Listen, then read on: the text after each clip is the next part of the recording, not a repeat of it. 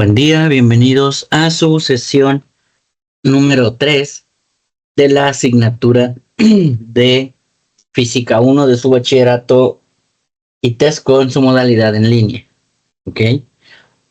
En esta sesión vamos a trabajar con nuestra unidad número 3 y número 4, unidad número 3 llamada dinámica, y nos dice, aplica los conocimientos de la dinámica relacionándolos con su entorno para comprender de manera consciente e informada sobre la relación entre fuerza y movimiento. ¿Ok? Y vamos a empezar con nuestra cuestión teórica. Y dice, dinámica y fuerzas. Como una introducción al maravilloso mundo de la física, comenzaremos con algunos temas básicos que deberían ser la base de tu comprensión de la física. Primero, algunas definiciones como la dinámica, que es el estudio de la relación entre la fuerza y el movimiento. ¿No? Una fuerza es un empuje o tirón debido a una interacción entre dos o más objetos. Un objeto no puede ejercer una fuerza sobre sí mismo. Para que se produzca una fuerza se necesitan al menos dos objetos, incluyendo cosas como superficies y fluidos. ¿Ok? Por ejemplo, si tu hermano te empuja, está ejerciendo una fuerza sobre ti. Si sacas a pasear un perro, este puede ejercer una fuerza al tirar de la cuerda. ¿Ok? Tenemos tipos de fuerza y dice, hay muchos tipos diferentes de fuerzas. Las fuerzas aplicadas resaltan cuando alguien o algo aplica una fuerza externa a un objeto, ¿no? Los ejemplos anteriores, los que mencionamos del hermano y del perro, pues ilustran fuerzas aplicadas. Existen las fuerzas de contacto, que son el resultado de que los objetos se toquen. Por ejemplo, la fuerza de fricción, la fuerza de tensión, la fuerza de flotación o boyante, la fuerza de arrastre y la fuerza normal.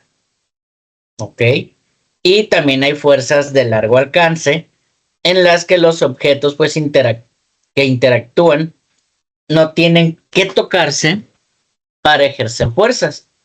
Esto ocurre, por ejemplo, en las fuerzas gravitacionales, eléctricas y magnéticas. ¿Ok? Tenemos fuerzas pues fundamentales, lo que es fuerza gravitacional, fuerza electromagnética, fuerza nuclear fuerte débil, fuerza nuclear tal cual. ¿Ok? Entonces, bueno, ¿qué es la dinámica? Pues la dinámica es una rama de la física que va a estudiar la relación entre lo que son las fuerzas o entre fuerza y movimiento. ¿Ok? Nos explica el por qué se mueven los objetos, cómo se mueven y qué factores afectan ese movimiento. ¿Ok? La dinámica pues complementa a la parte de la cinemática que solo describe el movimiento. La cinemática solamente describe el movimiento, pero no lo explica. ¿Ok? Por ejemplo, si ves que una bicicleta acelera en una bajada, la cinemática pues describe la velocidad y la aceleración, pero la dinámica pues va a explicar que la fuerza de gravedad y la inclinación del terreno pues causan ese cambio, ¿no? Entramos a la parte de fuerza, donde pues una fuerza es una interacción entre dos objetos que produce o intenta producir un cambio en su estado de movimiento. Es decir, que puede cambiar su velocidad o puede cambiar su dirección. ¿Ok? En otras palabras, bueno, pues una fuerza es un empuje o una fuerza es un tiro. ¿De acuerdo? Toda fuerza pues necesita al menos dos objetos. Uno el que ejerce la fuerza y el otro el que la recibe. Y si no hay contacto ni interacción, pues no hay fuerza. ¿Ok?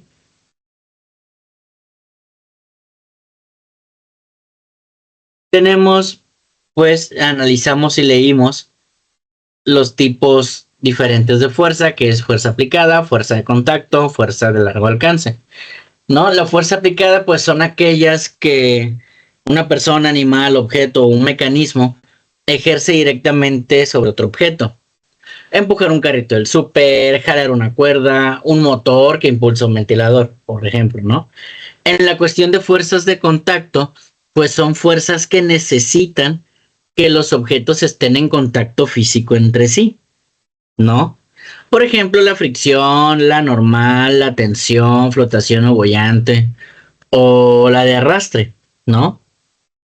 En el caso de la fricción, bueno, pues se opone al movimiento relativo entre dos superficies en contacto, ¿no? Como puede ser un zapato que se desliza por el piso, ¿no? En el caso de la fuerza normal, ¿no? Es la fuerza que una superficie ejerce perpendicularmente sobre un objeto, ¿no?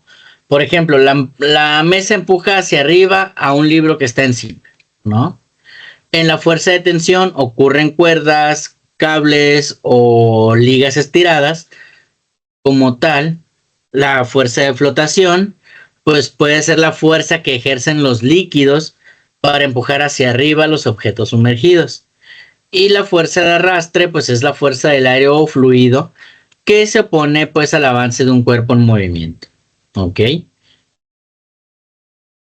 En cuestión de las fuerzas fundamentales, pues son fuerzas de largo alcance o fuerzas de distancia, como lo es la fuerza gravitacional, ¿no? Que es la atracción entre cuerpos con masa, la fuerza electrostática, ¿no? Por ejemplo, también, que es la atracción o repulsión entre cargas eléctricas en reposo, y la fuerza magnética, que es la fuerza entre imanes o cargas en movimiento, ¿no? Según la física moderna, todas las fuerzas del universo pueden explicarse a través de cuatro fuerzas fundamentales, ¿no? Y estas fuerzas pues explican desde el movimiento de los planetas hasta la estructura del átomo, ¿no? Por ejemplo, la fuerza gravitacional es la fuerza de atracción entre dos objetos con masa, ¿no? Y aunque esta es la más débil de todas, esta actúa a grandes distancias, ¿no? Es la responsable del peso entre los objetos. Por ejemplo, pues la Tierra mantiene a la Luna girando a su alrededor. Las mareas son causadas por la fuerza gravitacional del Sol y la Luna sobre los océanos. Y el peso que tenemos cada uno de nosotros, pues es la fuerza gravitacional de la Tierra sobre nuestro cuerpo. ¿Ok? Tenemos también la fuerza electromagnética. Y esta es la fuerza que actúa entre partículas con carga eléctrica. Y pueden ser fuerzas eléctricas entre cargas en reposo o magnéticas entre cargas en movimiento, ¿no? Por ejemplo, un relámpago, pues es una descarga eléctrica entre nubes y tierra. Un imán atrayendo una cuchara metálica, un peine frotado atrayendo trozos de papel, ¿no? Esta fuerza pues explica todos los fenómenos eléctricos, magnéticos y de la luz. Tenemos la fuerza nuclear fuerte, ¿no? Y esta es la fuerza que mantiene unidas las partículas, protones y neutrones, dentro del núcleo de un átomo, ¿ok? Esta es la más fuerte de todas, pero actúa solo a distancias muy cortas, ¿ok? Por ejemplo, la energía liberada en una bomba de hidrógeno o en el núcleo del Sol, pues es el resultado de esta fuerza, ¿no? En el caso de la fuerza nuclear débil, esta pues está relacionada con procesos de desintegración radioactiva, como lo es la descomposición del neutrón, ¿no? Esta fuerza pues participa en reacciones nucleares y en el funcionamiento, por ejemplo, del Sol, ¿no? Por ejemplo, la descomposición del carbono 14 usada en datación arqueológica o el proceso de fusión en el Sol donde se liberan neutrones, ¿ok? Entonces, en este sentido, bueno, pues la dinámica relaciona la fuerza con el movimiento. Toda fuerza es una interacción entre objetos. Las fuerzas pueden ser de contacto o pueden ser a distancia, ¿no? Y pues existen estas cuatro fuerzas que explican todos los fenómenos físicos. ¿Ok? Muy bien. Bye. Cerré. Ah, ok. Tenemos ahora primer ley de Newton o ley de la inercia. Ok.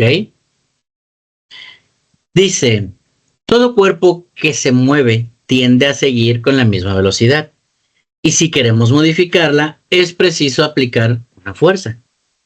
Si un cuerpo está en reposo, también tiende a seguir en reposo.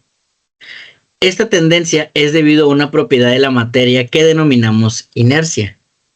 Inercia significa resistencia al cambio. La masa de un cuerpo es la medida de la inercia. Por esto recibe el nombre de masa inerte o masa inercial. El primer principio de la dinámica o la primera ley de Newton establece que un cuerpo sobre el que no actúa una fuerza resultante no cambia su velocidad. Es decir, si está en reposo, sigue en reposo. Y si está en movimiento, sigue en movimiento rectilíneo y uniforme. ¿Ok? Las fuerzas cambian la velocidad de los cuerpos, pero las fuerzas no son las causas del movimiento de los cuerpos, sino únicamente de la variación de su velocidad. Y tenemos conceptos que se aplican en esta primera ley como lo es fricción y como lo es peso. Entonces tenemos fricción. Si lanzamos una bola de boliche de manera que una vez suelta ruede sobre una superficie horizontal, la experiencia nos indica que después de soltarla, su velocidad disminuye hasta que se detiene. Esta desaceleración, de acuerdo con la primera ley de Newton, indica la existencia de una fuerza que se pone al movimiento. Esta fuerza recibe el nombre de fricción o rozamiento. Cuando la fricción impide que un objeto en reposo se ponga en movimiento por la acción de una fuerza, se llama fricción estática. Y cuando se pone a un movimiento en acción, se denomina fricción cinética. ¿Ok? Tenemos ahora el término de peso. ¿Ok? Cuando un cuerpo cae libremente hacia la superficie terrestre, experimenta la aceleración de la gravedad. De acuerdo con la primera ley de Newton, debe haber una fuerza que provoque dicha aceleración. Esta fuerza es la atracción gravitacional que ejerce la Tierra sobre dicho cuerpo. El peso de un objeto es la fuerza gravitacional que ejerce un cuerpo de grandes dimensiones, como pueden ser la Tierra o la Luna, sobre él. Dado que el paso representa una fuerza, se considera una cantidad vectorial, cuya dirección es la de la fuerza gravitacional. Es decir, está dirigida hacia el centro del cuerpo de mayores dimensiones. Su magnitud, de acuerdo con la segunda ley de Newton, está dada por la expresión W igual a mg, donde W pues, es la magnitud de peso del objeto, la m masa del objeto, y g la aceleración de la gravedad. ¿Ok? Entonces, primeramente, bueno, las leyes de Newton pues fueron formuladas por Isaac Newton en el siglo XVII y explican cómo se mueven los objetos cuando se les aplica una fuerza. Estas leyes pues son fundamentales para entender la cuestión de la mecánica clásica, ¿no? ¿Qué nos dice pues la primera ley de Newton? Nos dice que todo cuerpo persevera en su estado de reposo o de movimiento rectilíneo uniforme, a no ser que sea obligado a cambiar ese estado por fuerzas impresas sobre él, ¿no? Pero pues, ¿qué significa esto, no? Significa que si un objeto está en reposo, seguirá en reposo, a menos que algo lo empuje o lo jale. Y si un objeto ya se está moviendo en línea recta con una velocidad constante, seguirá así al menos que algo lo detenga o lo desvíe, ¿no? Y ese algo, pues puede ser, o mejor dicho, es una fuerza externa, ¿ok? Dentro de esta parte, pues tenemos, por ejemplo, las cuestiones de la inercia, ¿no? Que nos dice que es la resistencia de un objeto a cambiar su estado de movimiento. Aquí pues es la propiedad natural de la materia y esta está relacionada directamente con la masa. Cuanto más masa, más inercia tiene un objeto. ¿Ok? Vimos también o leímos también la cuestión de masa inercial, ¿no? Y esto pues es una forma de medir cuánta inercia tiene un cuerpo. No se debe de confundir con el peso, que pues depende de la gravedad. ¿Ok? La masa es constante en todo el universo, mientras que el peso pues cambia según el planeta, ¿no? Por ejemplo, un balón de fútbol en el suelo no se mueve solo, ¿ok? Si nadie lo patea, no hay fuerza, entonces se quedará en reposo. Aquí este ejemplo pues es la inercia del reposo, ¿no? O por ejemplo, una patinadora sobre hielo se impulsa y luego sigue deslizándose, incluso si no empuja más, ¿ok? Esta pues es la inercia de movimiento. Ella pues solamente se detendrá por la fricción del hielo o el aire, ¿ok? Dado esto, bueno, pues el primer principio de la dinámica nos dice que un cuerpo sobre el que no actúa ninguna fuerza neta no cambia su velocidad.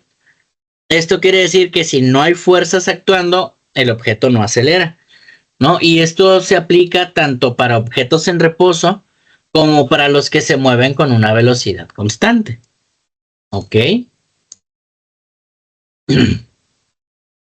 De ahí entramos a la parte de fricción, ¿no?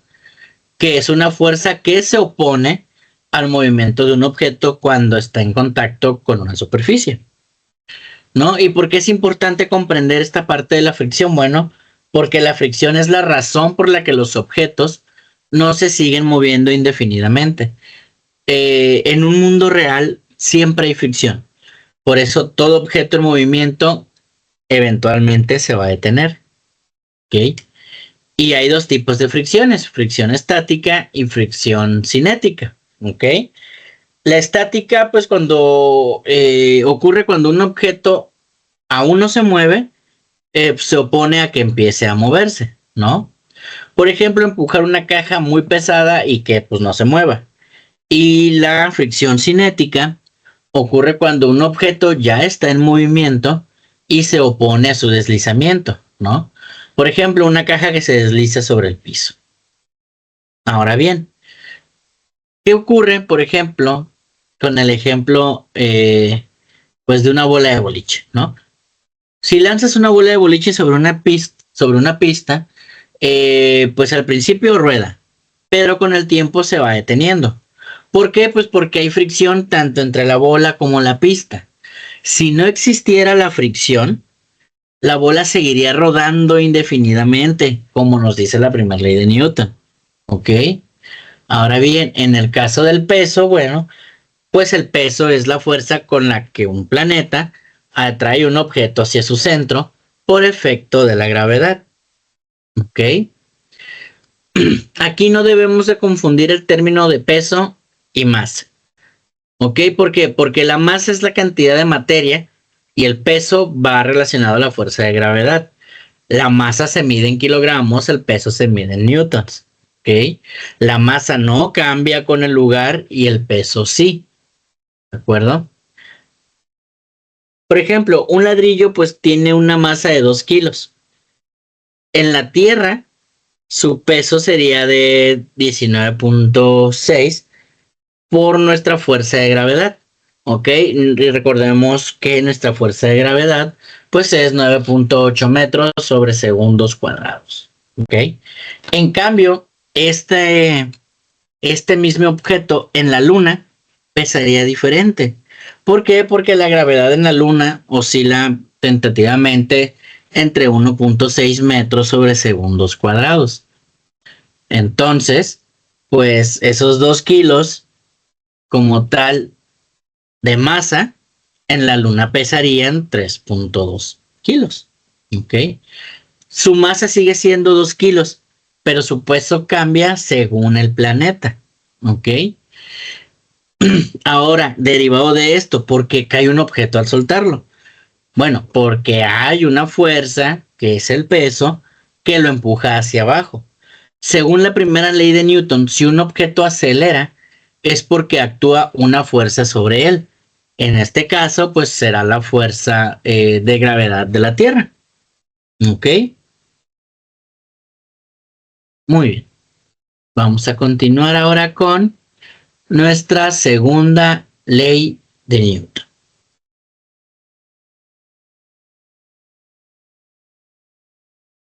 Y dice, Newton estudió la relación entre fuerzas aplicadas a los cuerpos y las aceleraciones producidas. Segundo principio de la dinámica. Cuando una fuerza resultante es distinta de cero, esta produce una aceleración que es proporcional a dicha fuerza. La constante de proporcionalidad es la masa inerte del cuerpo. Y tenemos que la fuerza es un vector que va a ser igual a masa por aceleración.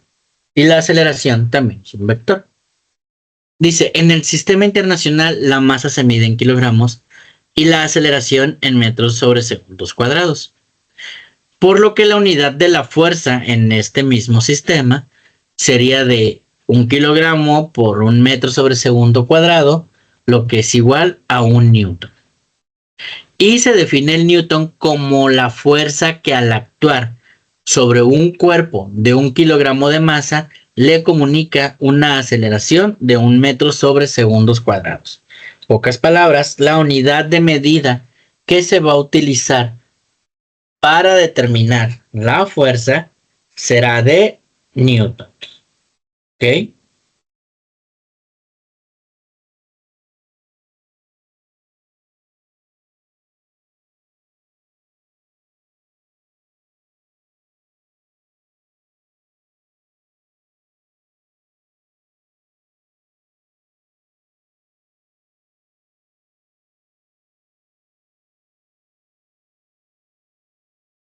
Muy bien. Dice fuerza normal. Consideremos que un objeto está en reposo sobre una superficie horizontal. Sabemos que la fuerza gravitacional actúa sobre él atrayéndolo hacia el centro de la Tierra, a pesar de que su aceleración es cero. De acuerdo con la segunda ley de Newton, la fuerza neta que actúa sobre el objeto es cero. Por lo tanto, debe existir otra fuerza que actúe sobre el objeto e impida que éste se hunda en la superficie. Es decir, debe existir otra fuerza que se oponga a la fuerza gravitacional. Esta fuerza la produce la superficie y actúa perpendicularmente a la superficie de contacto. Por esta razón se llama fuerza normal. ¿Ok? Y la fuerza normal pues es la resistencia de la superficie al movimiento del objeto por la acción de la fuerza gravitacional. Esta fuerza siempre actúa perpendicularmente con la superficie de contacto. ¿Ok? Tenemos también la fuerza normal en el plano inclinado y nos dice, la fuerza normal es la fuerza que ejerce una superficie para sostener un objeto que descansa sobre ella. Cuando un objeto está inclinado, la fuerza normal ya no es igual al peso del objeto, ya que se ve afectada por el ángulo de inclinación. El ángulo de inclinación juega un papel importante a la hora de determinar la fuerza normal en una pendiente. A medida que la pendiente se vuelve más pronunciada, la fuerza normal disminuye, mientras que la componente de fuerza paralela a la pendiente aumenta. Este cambio ocurre porque la fuerza normal y la componente de fuerza paralela a la pendiente deben equilibrarse entre sí para que el objeto permanezca en equilibrio. ¿Okay? La relación entre la inclinación y la fuerza normal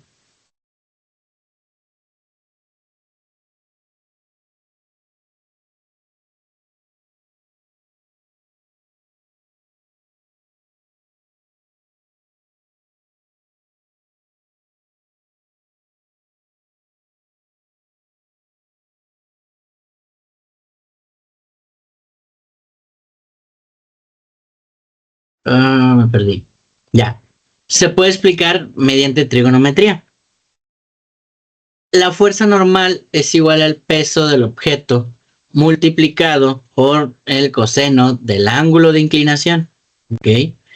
Matemáticamente podemos representar esta relación como fuerza va a ser igual a peso por coseno del ángulo. ¿Ok? Donde n es la fuerza normal, m la masa del objeto, g la aceleración debido a la gravedad y teta el ángulo de inclinación. ¿Ok?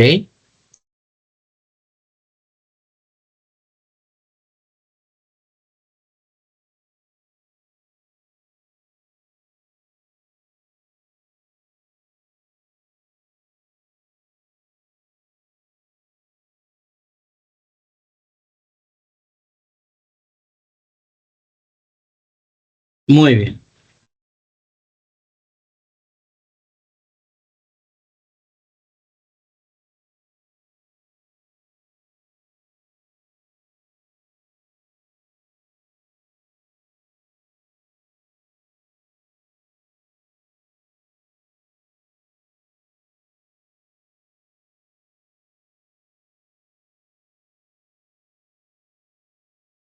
Ok. Bueno, antes de esta parte de Isaac Newton, pues sabemos que la física estaba dominada por las ideas aristotélicas como tal.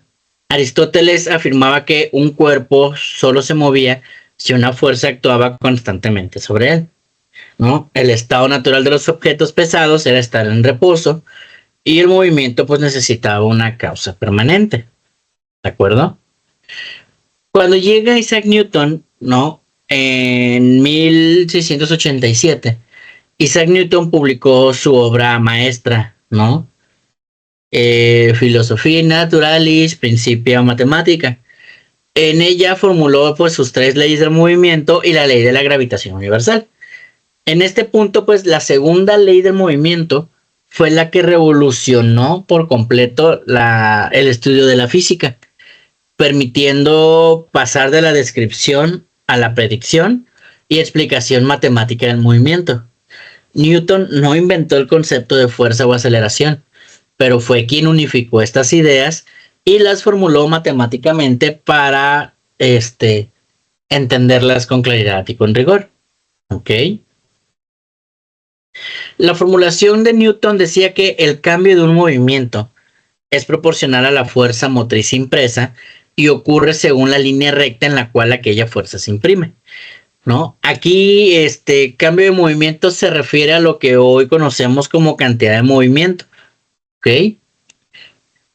Ahora bien, la segunda ley nos dice que una fuerza neta actúa sobre un cuerpo, provoca un cambio en su velocidad, es decir, hay una aceleración.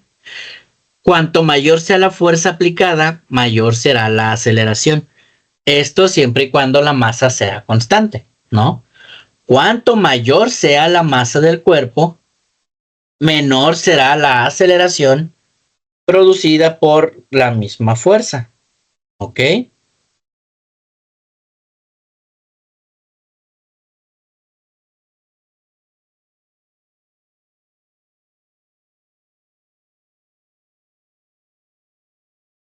Muy bien, un momentito.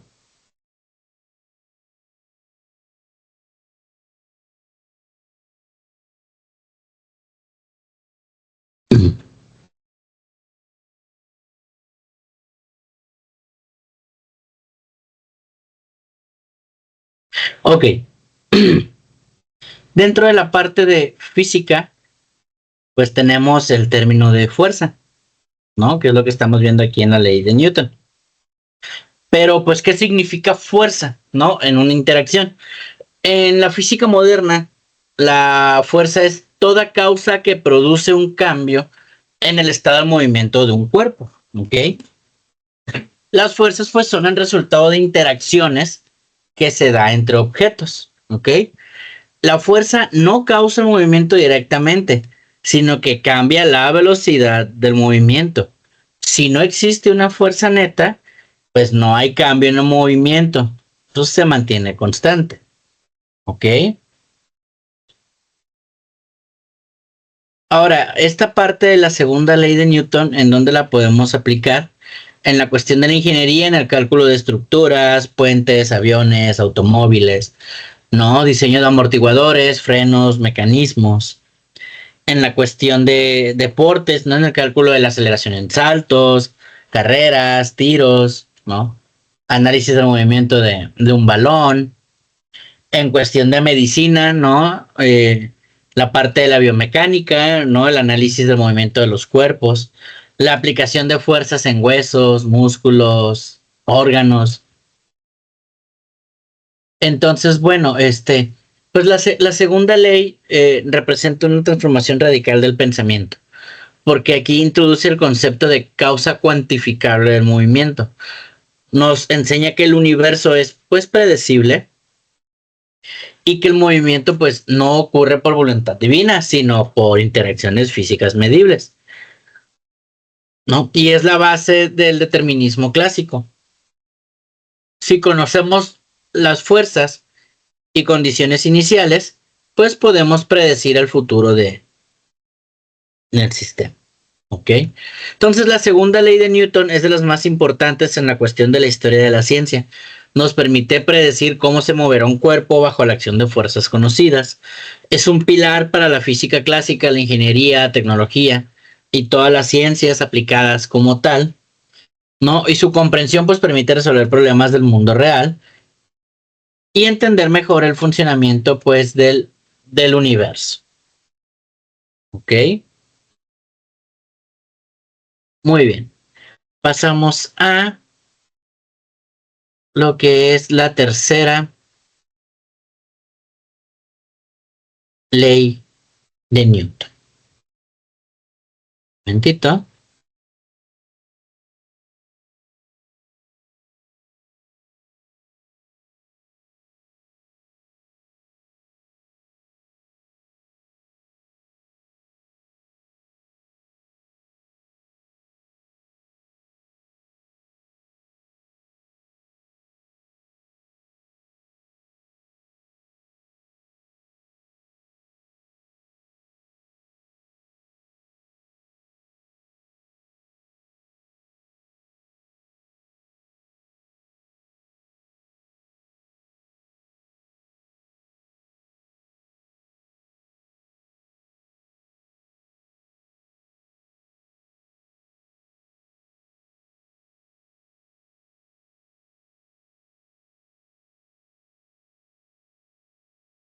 Muy bien, la tercera ley de Newton dice, cuando dos cuerpos A y B interactúan, ejercen una serie de fuerzas entre sí.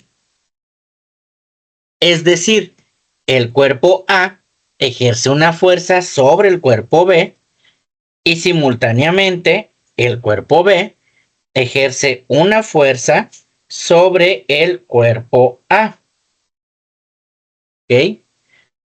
Aquí esta ley nos habla del tercer principio de la dinámica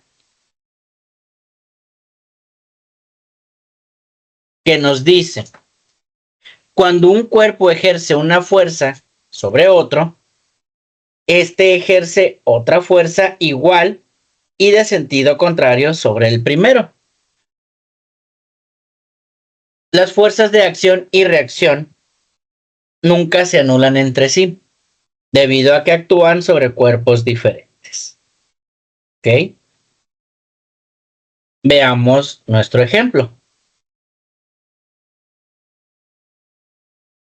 Dice, al aplicarle a un cuerpo una fuerza de 5, un cuerpo de 5 kilogramos, perdón, una fuerza de 5 newtons, pasa de tener una velocidad de 15 metros sobre segundos a alcanzar 20 metros sobre segundo en 10 segundos. ¿Qué valor tiene la fuerza de rozamiento? Es aquí donde ya entra precisamente las cuestiones de fuerza de rozamiento. ¿Ok? ¿Y qué es la fuerza de rozamiento? Bueno, dice, aunque podemos pensar que la fuerza de rozamiento es única, en realidad podemos distinguir dos tipos. Dice, imagina que comiences a empujar un cuerpo y no consigues moverlo. A medida que comienzas a aumentar la fuerza que aplicas sobre el cuerpo, comienza a deslizar. Por tanto, podemos distinguir dos fases, una que se produce antes de empezar a moverse y otra cuando se encuentra en movimiento. En la primera fase, aunque aplicas la fuerza, este no se mueve. Si no se mueve, la resultante de las fuerzas que se aplican son nulas, o lo que es lo mismo, la fuerza que aplicas y la fuerza de rozamiento se anula. En la segunda fase, el cuerpo comienza a deslizarse y la fuerza necesaria para mantenerlo en movimiento es menor que la que se necesita para iniciarlo. Por tanto, se distinguen dos tipos de fuerza de rozamiento por deslizamiento. La fuerza de rozamiento estática y que se ejerce mientras un cuerpo se encuentra bajo la acción de una fuerza que no le confiere movimiento, y la fuerza de rozamiento dinámica que se ejerce cuando el cuerpo se encuentra en movimiento. ¿Ok? Y son precisamente dos fuerzas que tenemos en esta tercera ley. Dice, al aplicar una fuerza a un cuerpo, si éste no se mueve, la fuerza de rozamiento sería igual a la fuerza aplicada, pero con sentido contrario. Mientras que la fuerza no sea mayor que la de rozamiento estática máxima. Cuando comience el movimiento, la fuerza de rozamiento tendrá el valor de la fuerza de rozamiento cinética, cuyo valor es ligeramente inferior a la estática. ¿Ok? Bueno, la tercera ley de Newton, que es también conocida como el principio de acción y reacción, es uno de los conceptos pues, más fascinantes y profundos de la física clásica. ¿Ok? Esta ley o este principio establece que toda fuerza que un cuerpo ejerce sobre otro genera una fuerza de igual magnitud, pero en sentido contrario, ¿no? Que el segundo cuerpo ejerce sobre el primero. Esto puede sonar algo simple, pero pues encierra una verdad fundamental sobre cómo interactúan los objetos pues, en nuestro universo, ¿no? Antes de Newton, pues la comprensión de las fuerzas y movimientos era bastante limitada y estaba basada en observaciones superficiales. Newton fue quien formalizó las leyes del movimiento, como lo hemos visto en las otras dos, pues dándole una base matemática y conceptual sólida. ¿Ok? ¿Y qué nos dice la tercera ley? Bueno, pues simple.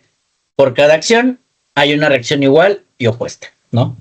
Esto significa que si un cuerpo ejerce fuerza sobre otro cuerpo, entonces el segundo cuerpo va a ejercer simultáneamente fuerza sobre el primer cuerpo con la misma cantidad, pero en dirección contraria.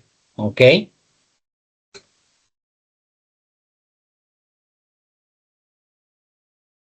Lo importante aquí es entender que estas fuerzas pues siempre actúan sobre cuerpos diferentes.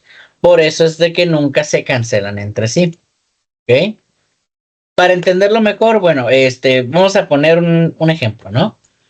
Cuando caminas, pues tus pies empujan el suelo hacia atrás.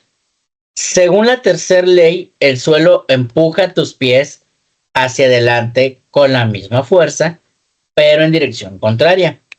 Es esta fuerza la que te permite avanzar. Si el suelo no reaccionara con esa fuerza, simplemente resbalarías y no podrías caminar. ¿Ok?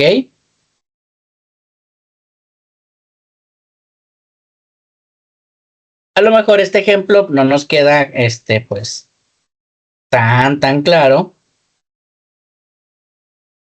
Pensemos nuevamente un poquito más, ¿no?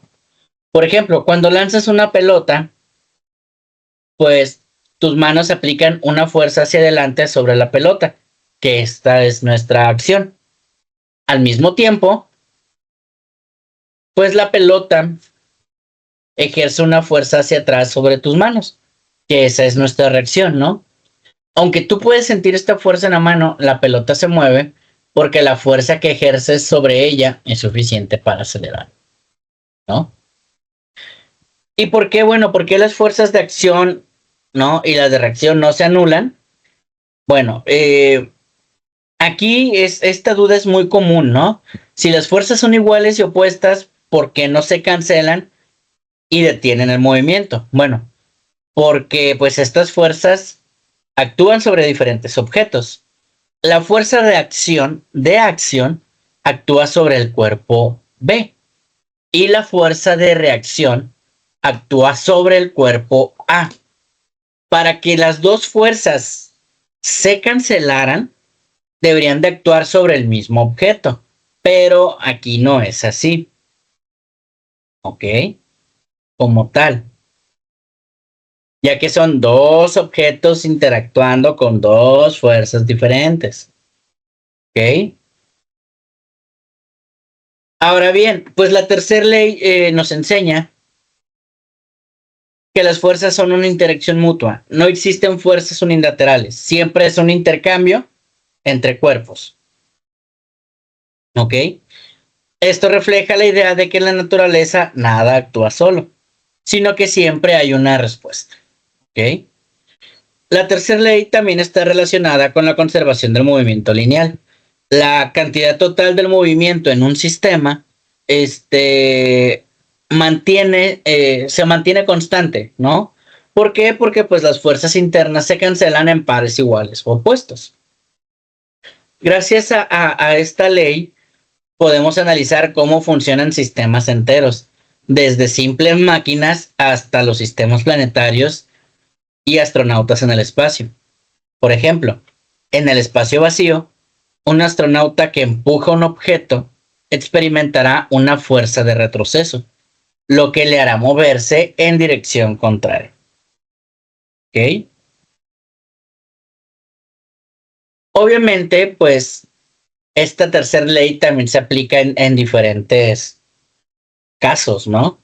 Por ejemplo, el retroceso en el disparo de un arma, ¿no? Cuando un disparo se realiza, el proyectil pues va a salir disparado hacia adelante, ¿no? Que es la acción. Pero el arma va a retroceder, que esa es la reacción, ¿ok? Esto explica pues el retroceso que siente el tirador, ¿no? O empujar un muro. Si empujas un muro, ¿no? Con tus manos, el muro ejerce una fuerza igual y contraria hacia ti. Aunque el muro no se esté moviendo, la fuerza está ahí y tú vas a sentir esa fuerza como tal, ¿ok? Ahora también, bueno, pues la tercera ley no se limita a fuerzas de contacto o fuerzas mecánicas. También se aplica, ¿no? En fuerzas invisibles, como son, pues, por ejemplo, las fuerzas electromagnéticas, ¿no? O las fuerzas gravitacionales. En el caso de las fuerzas electromagnéticas, pues, un imán que atrae a un objeto también es atraído por este. Y en las fuerzas gravitacionales, pues la Tierra atrae a la Luna y la Luna atrae a la Tierra, ¿no? Con fuerzas iguales u opuestas.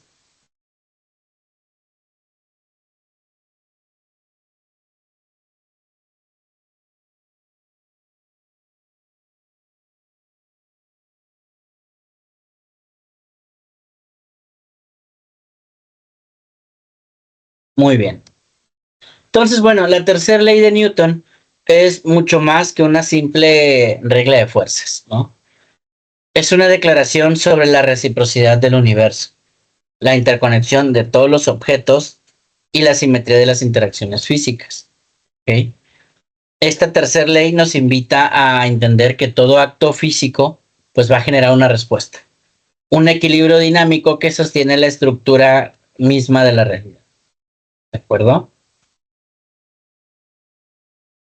Tenemos nuestra actividad acerca de las leyes de Newton y nos vamos a pasar a la cuestión teórica de leyes de Kepler, perdón, y de Ley de la gravitación universal. Momentito.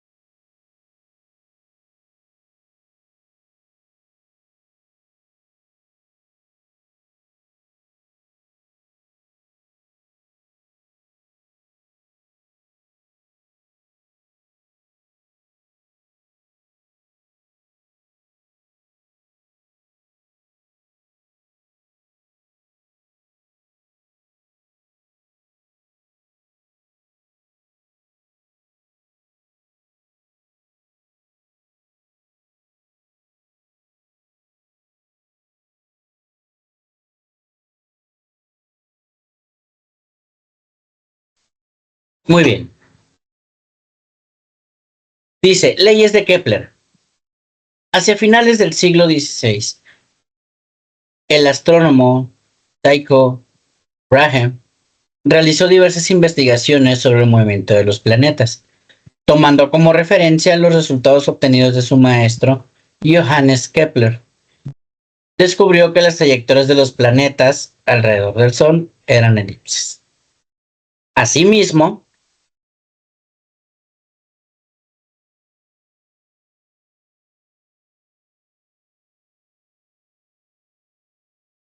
Asimismo, demostró que los planetas no se mueven con una rapidez constante, sino que tienen mayor rapidez cuando están más cerca del Sol que cuando se ubican lejos.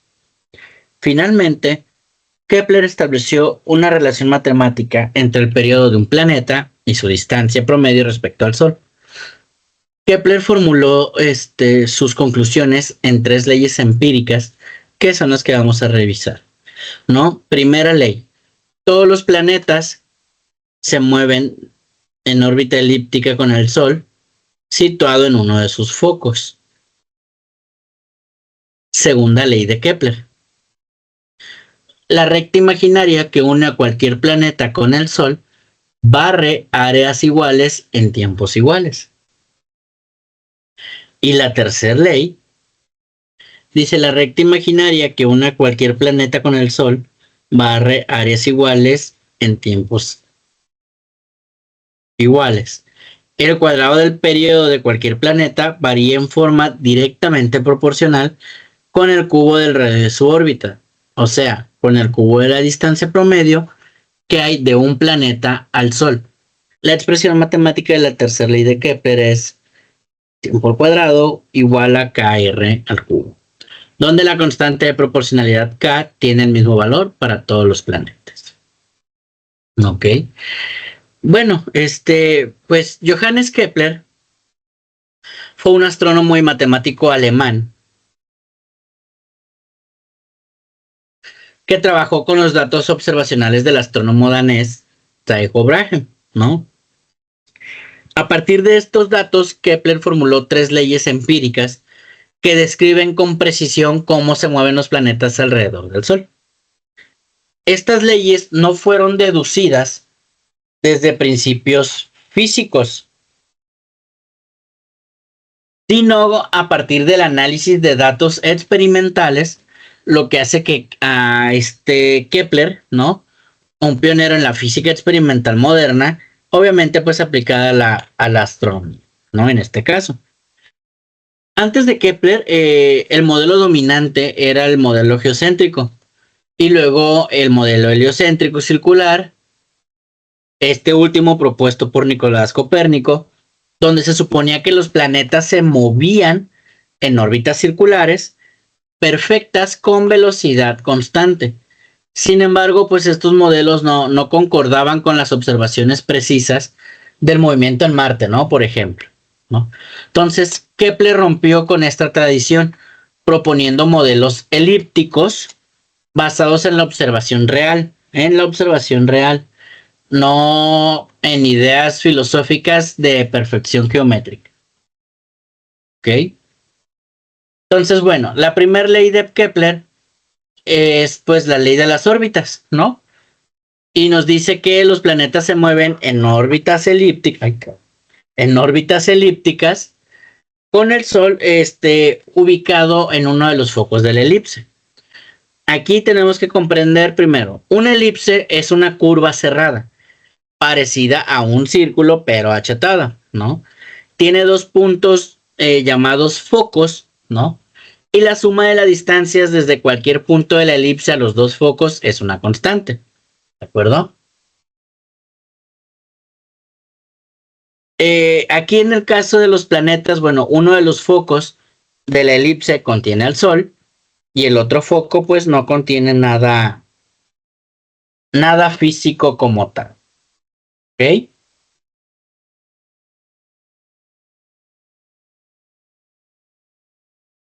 Muy bien. Entonces, bueno, el movimiento planetario no es circular ni uniforme. La distancia entre el planeta y el Sol pues va a variar continuamente, ¿no? Esta ley, o esta primera ley, rompió con más de 2000 años de tradición aristotélica y pitagórica sobre la perfección de las órbitas circulares, ¿no? Los datos que en su momento Tycho Brahe mostraban, pues tenían errores ligeros, ¿no? Cuando se suponía que Marte seguía un círculo perfecto. Kepler ajustó una elipse con el Sol en un foco y los errores pues desaparecieron constante, completamente, ¿ok? Ahora, nuestra segunda ley, la ley de las áreas, por así decirlo, ¿no? El radio vector que une a un planeta con el Sol barre áreas iguales en tiempos iguales, ¿no? ¿Y qué es el radio vector? Bueno, pues es la línea imaginaria que conecta el planeta con el Sol. A medida que el planeta se mueve, ese vector barre, ¿no? Una superficie en el espacio, ¿no? ¿Y qué es lo que nos implica esta ley? Bueno, pues cuando un planeta está más cerca del Sol, se mueve más rápido. Cuando está más lejos, se mueve más lento, ¿no? Aún así, la cantidad de área barrida en un mismo tiempo, pues va a ser siempre la misma, ¿no? Esto implica, bueno, pues que la velocidad orbital de un planeta no es constante, sino que varía según la posición en la órbita, ¿ok? Es una manifestación clara pues de la parte de la conservación del momento angular. A menor distancia del eje, en este caso del Sol, mayor velocidad, ¿no? Por ejemplo, imagina dividir la órbita, ¿no? En rebanadas de pizza de igual área. Estas rebanadas se recorren en el mismo tiempo, aunque las rebanadas cercanas al Sol son más angostas, pero el planeta las recorre más rápido, ¿ok? En esta ley, en estos estudios, pues los registros de la posición de Marte mostraban que su velocidad orbital variaba con precisión basándonos en esta ley, ¿ok? Y tenemos nuestra tercera ley, que es la ley de los periodos. Nada más que aquí se nos coló este texto, ¿no? El cuadrado del periodo orbital de un planeta es proporcional al cubo del semieje mayor de su órbita, ¿ok? ¿Qué es lo que implica, no? ¿O qué es lo que nos trae consigo esta ley? Bueno, que los planetas más alejados del Sol, ¿no? Tienen órbitas más lentas.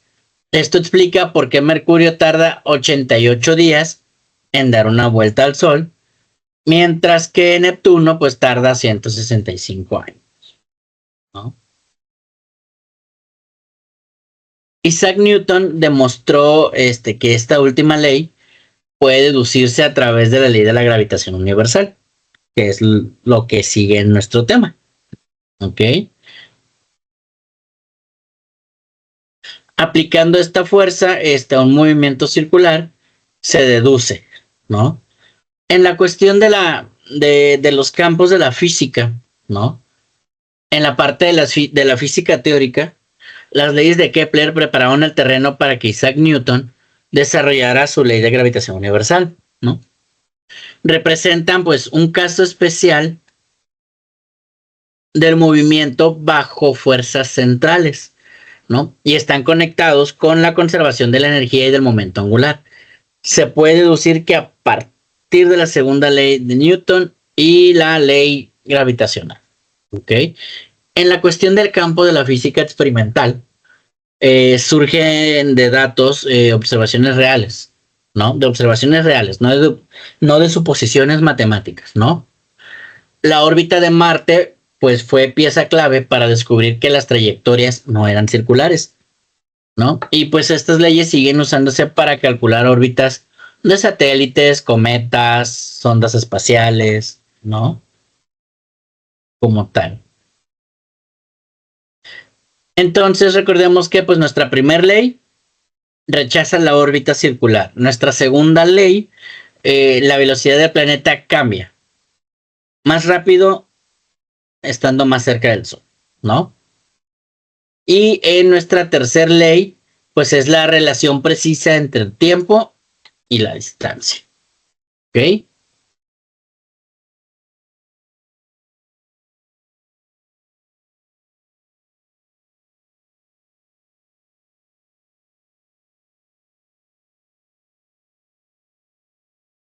Muy bien.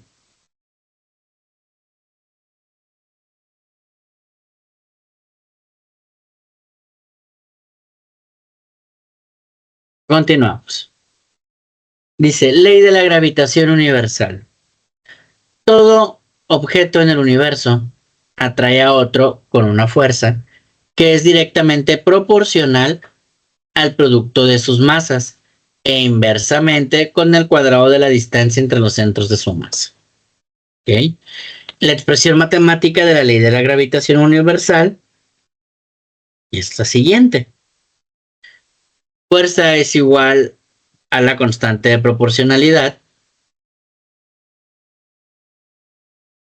Un segundo. Ay, iba a estornudar y se me fue. Que multiplica a las masas sobre las distancias. ¿Okay? Donde G es la constante de proporcionalidad y recibe el nombre de constante de gravitación universal. 100 años después de que Newton publicara su trabajo, Henry Cavendish encontró por medio de la experimentación que el valor de la constante de gravitación universal es de 6.67 por 10 a la menos 11 Newton metros cuadrados sobre kilogramos cuadrados. ¿Okay? Al conocer el valor de G, pues se puede cuantificar la fuerza de atracción gravitacional entre objetos. Bien, la ley de la gravitación universal,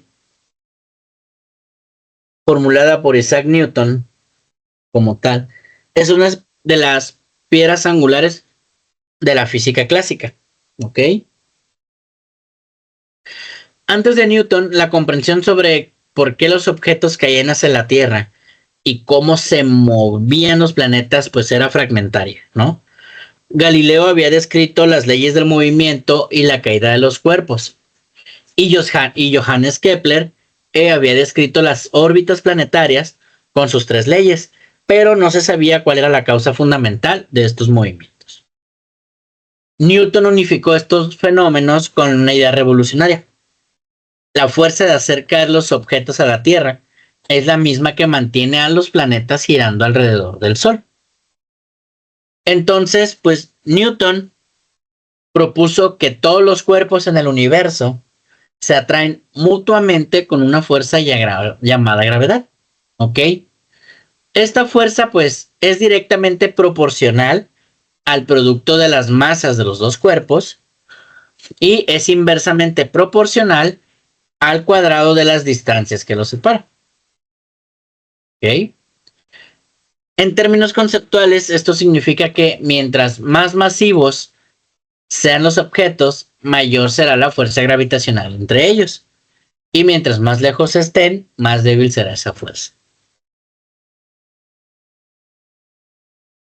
Esta ley, pues, fue la primera ley científica que describió una interacción a distancia, es decir, sin contacto físico directo. ¿Ok? ¿Y qué implicaba esta ley? Bueno, pues esta ley implicaba a la gravedad como una fuerza universal, ¿no? Antes de Newton, la gravedad se entendía solo como una fuerza local que hacía caer objetos hacia el suelo. Newton nos mostró que esta fuerza se extiende por todo el cosmos, ¿no? Unificando la física terrestre y la celestial.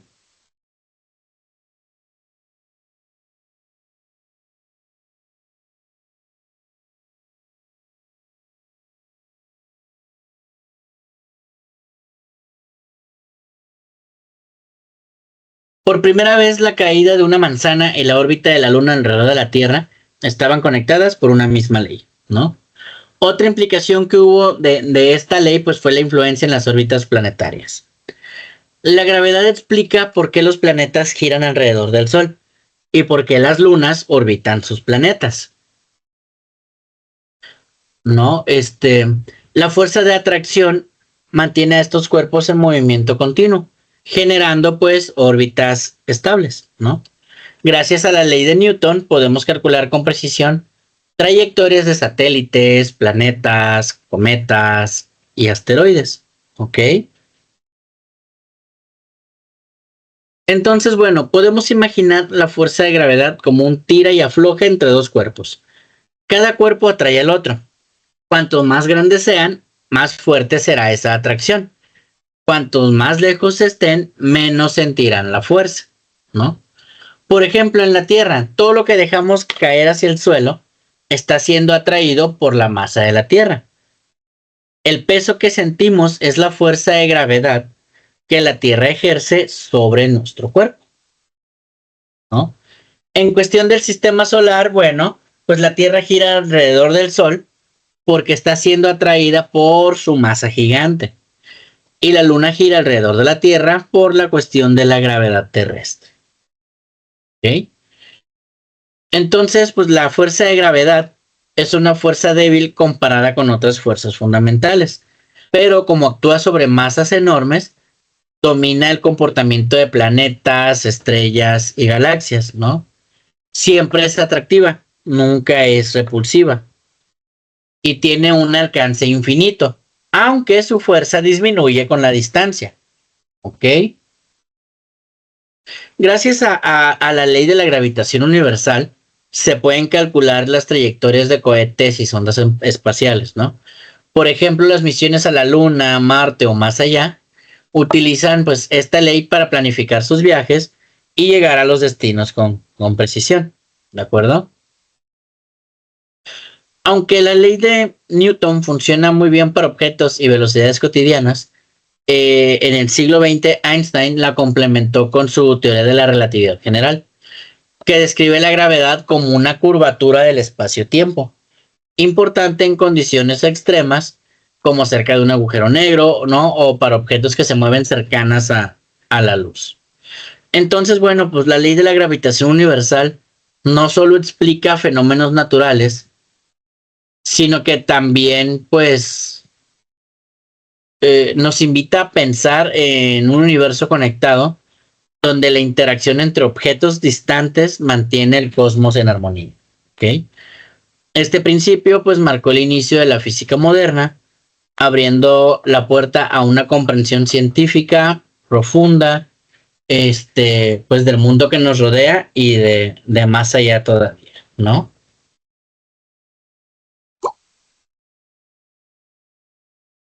Muy bien. Con eso hemos concluido lo que fue nuestra unidad número 3, lo que es la cuestión de la dinámica, con lo que fueron las tres leyes de Newton, las leyes de Kepler, ¿no? Y la ley de la gravitación universal. ¿De acuerdo? Vamos a continuar entonces con lo que es nuestra unidad número 4 y última unidad, que es la unidad de trabajo, potencia y energía. ¿Ok? Él dice, propósito de la unidad, utiliza los conceptos de trabajo, energía y potencia, favoreciendo un pensamiento crítico, valorando las consecuencias sobre el uso de la energía en su vida diaria.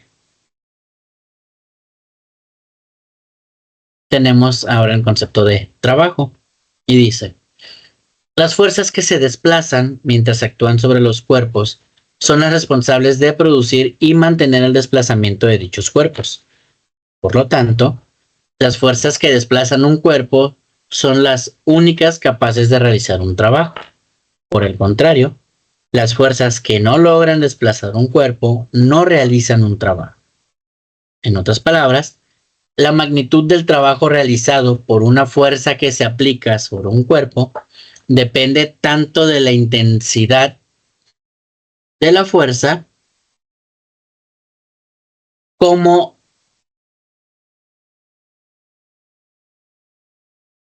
del desplazamiento producido por dicha fuerza. ¿Okay?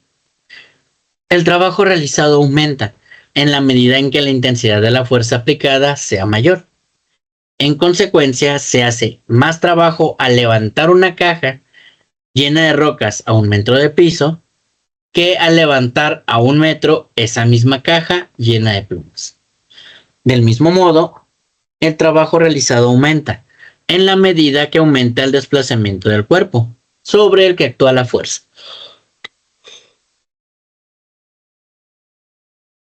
Es decir, que se hace más trabajo al tirar de un carro durante 100 metros que al tirar de ese mismo carro durante 10 metros. El trabajo se mide en unidades llamadas julios o joule, cuyo símbolo es la J. ¿Okay? Un joule es el trabajo que realiza una fuerza de 1 newton para desplazar un cuerpo a una distancia de 1 metro. Ok, entonces podemos calcular el trabajo con la ayuda de la ecuación de T es igual a F por D, donde T es el trabajo realizado, F es la fuerza que se aplica y D es el desplazamiento efectuado por el cuerpo, ¿no? Este expresado pues en metros. Si la fuerza que realiza un trabajo actúa formando un ángulo con la dirección del desplazamiento, el trabajo efectuado por la fuerza sobre el objeto se define como el producto de la componente de la fuerza en la dirección del movimiento por el desplazamiento o distancia que la partícula recorre a lo largo de dicha dirección. Podemos calcular con ayuda de la siguiente ecuación: T es igual a F por D por coseno de teta, donde T es el trabajo realizado, F es la fuerza, D desplazamiento, coseno, función trigonométrica, ¿no? Y teta el ángulo. ¿Ok? Muy bien. Pasamos a la cuestión de potencia. No todas las fuerzas que realizan un trabajo son iguales. Algunas fuerzas realizan el mismo trabajo que otras, pero lo hacen en menos tiempo. Así, un tractor necesita mucho menos tiempo para arar un campo que un par de mulas. Algunas fuerzas realizan más trabajo que otras, justamente en el mismo tiempo. Así, un ciclista que pedalea cuesta arriba durante un tiempo realiza más trabajo que otro que pedalea cuesta abajo durante el mismo tiempo. Decimos entonces que la potencia indica la relación que existe entre el trabajo realizado y el tiempo empleado para la realización.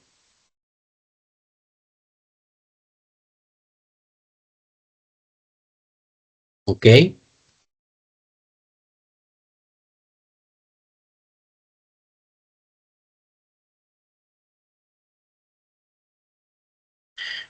Entonces dice, la potencia se mide en unidades llamadas vatios o watts en honor a James Watt, cuyo símbolo es W.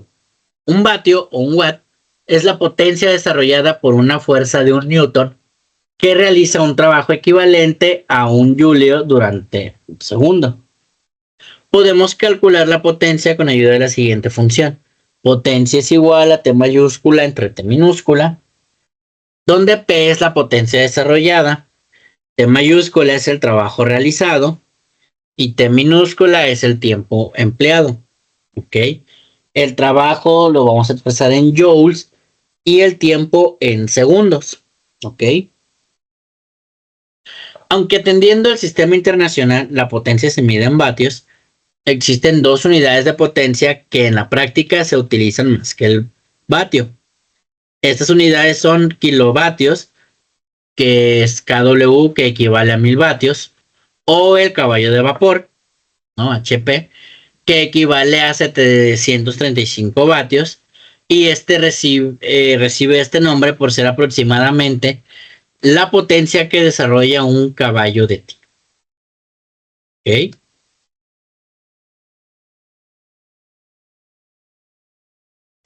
Muy bien, y pasamos ahora con el tema de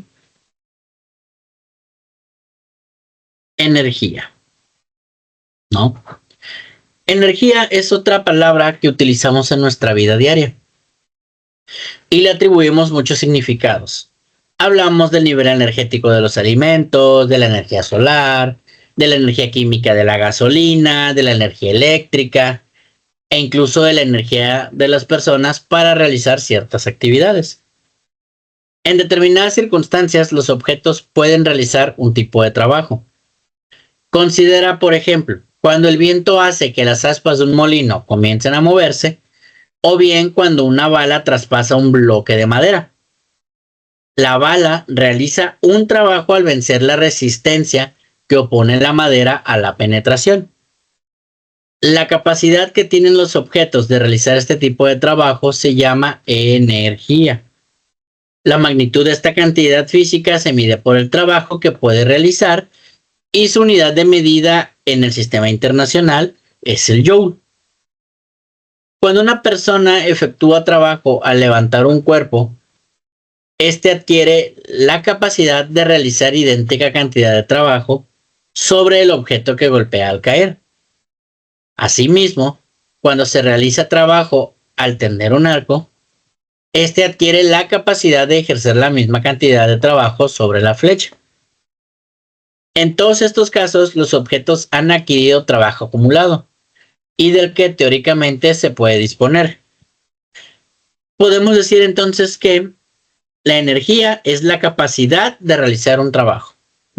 Dicho de otra manera, siempre que algo tiene la facultad de realizar un trabajo, se dice que tiene energía.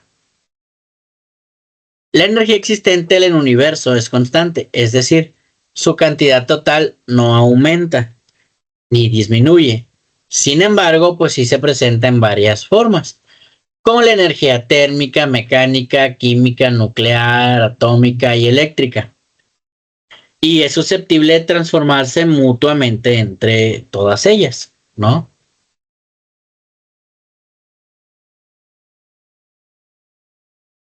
Y tenemos diferentes tipos de energía.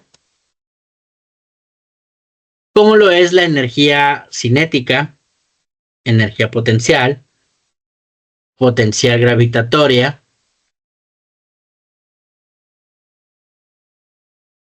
¿no? Potencial elástica, potencial eléctrica,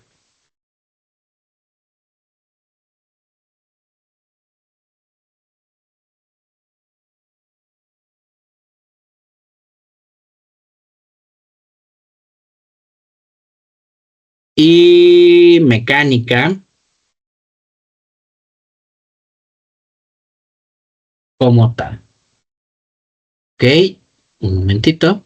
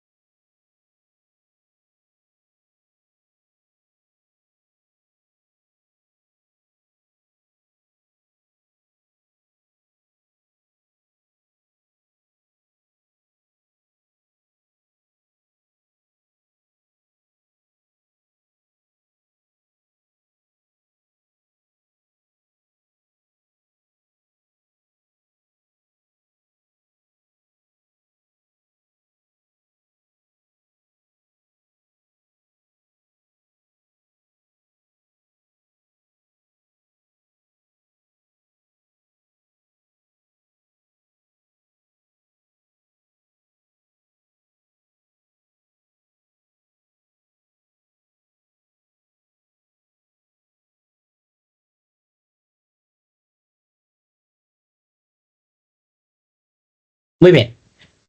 Bueno, en física, el trabajo,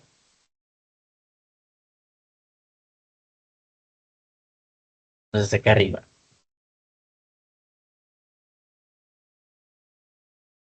Un momento.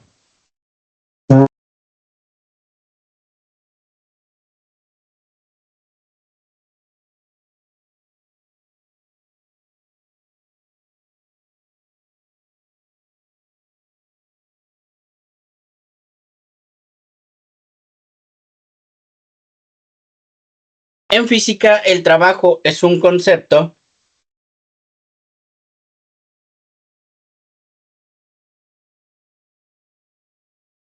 que surge de la necesidad de cuantificar cómo una fuerza puede causar un cambio en el estado del movimiento de un objeto. Se entiende como la acción mediante la cual una fuerza aplicada sobre un cuerpo provoca un desplazamiento en la dirección de dicha fuerza. Es importante recalcar que no todo esfuerzo que hacemos equivale a trabajo, ¿ok? Al menos en términos físicos. Por ejemplo, si empujas una pared sin moverla, aunque estés aplicando fuerza y gastando energía, el trabajo físico realizado es cero. ¿Por qué? Porque no hay desplazamiento. ¿Ok? Entonces, bueno, el trabajo mide la transferencia de energía mecánica a un sistema. Cuando realizamos trabajo sobre un objeto, le estamos transfiriendo energía que puede manifestarse en movimiento, cambio de posición o deformación. En el caso de la potencia, bueno, pues la potencia está íntimamente relacionada con el trabajo, pero aquí ya introduce un nuevo elemento, el factor del tiempo. Mientras que el trabajo mide la cantidad total de energía transferida por una fuerza, la potencia mide qué tan rápido se realiza ese trabajo. ¿Ok? Esto es fundamental para entender la capacidad de máquinas, motores y organismos vivos, ¿no? Por ejemplo, dos objetos pueden realizar el mismo trabajo, levantar el mismo peso, pero si uno lo hace en menos tiempo, pues tiene más potencia. ¿Ok? En el caso de la energía, bueno, la energía es uno de los pilares fundamentales de toda la física y se relaciona pues directamente con el trabajo y la potencia. ¿Ok? Cuando realizamos trabajo sobre un sistema, estamos transfiriendo energía a ese sistema. Por ejemplo, al empujar una caja y hacer que se desplace, transferimos energía a la caja. Esto permite analizar fenómenos complejos, ¿no? Si sabemos que el trabajo realizado, pues podemos determinar la energía adquirida o perdida por un objeto en el sistema. ¿De acuerdo?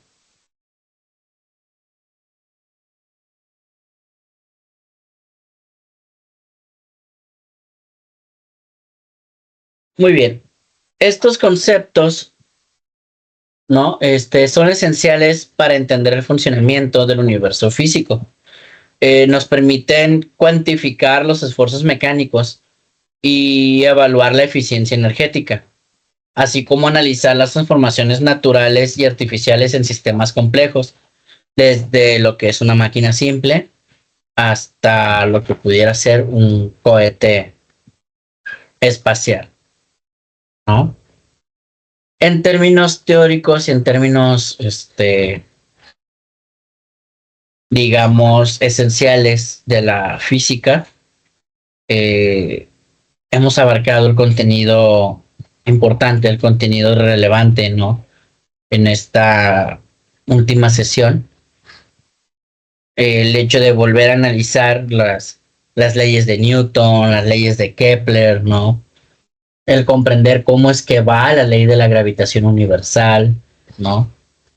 Espero que esta última sesión haya sido de mucha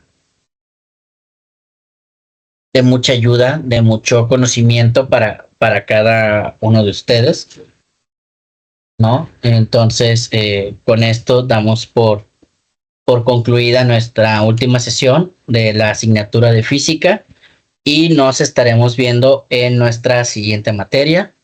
Muy buen día y hasta la próxima.